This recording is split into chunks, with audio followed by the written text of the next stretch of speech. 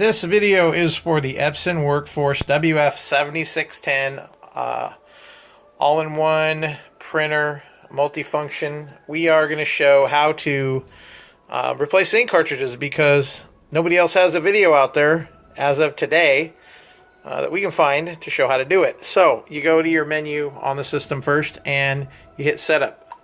And when you get into the setup menu, you want to go to maintenance. After you go to maintenance, you go to ink cartridge replacement. And then it says press the home key. Actually, that's the blue color button over here. This one right here, if you notice, it's that little guy right there saying press that. So we're going to go over here. We're going to press that.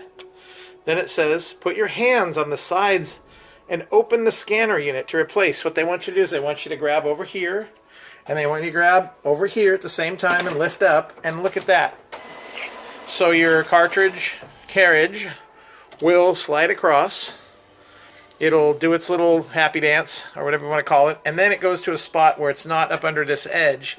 So you push up on this tab and then lift back, and then you can pull the ink tanks out one at a time. In this case, we're just replacing black. So there's a little tab on the back right here, on the very back. You just push in on that and lift the cartridge out and set it aside. And then you can pop the new one in. I don't think we have the new one ready just yet. So we'll pause for a second. Once you take the cartridge out of the bag, you have this little yellow tab that has to be pulled off.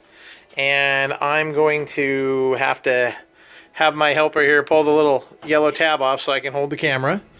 So pull that off of there, pull down. Should pull right through. It's going to pull down. Okay, there we go. And now that we're off, the tab on the cartridge right here goes to the back so it matches the same as the rest of them. You line it up in there, just wiggle it till it's straight in the slots and give it a push. Flip the tab down here, make sure that clips in place, and close the lid, and it will say checking ink cartridges. And as we move along, it makes a little bit of noise as the carriage runs back and forth. And then we should get preparing ink system. And it's priming the cartridge, I would imagine, because after you pull a cartridge out, it probably leaves air bubbles and whatnot down in there.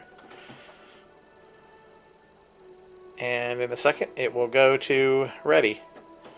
We'll pause here so we don't waste a bunch of time looking at a blank screen.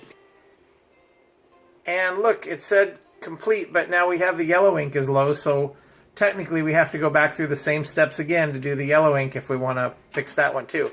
Initially we thought it was just the black. But that's the process. So any questions, drop me a message on here and I'll be able to help you.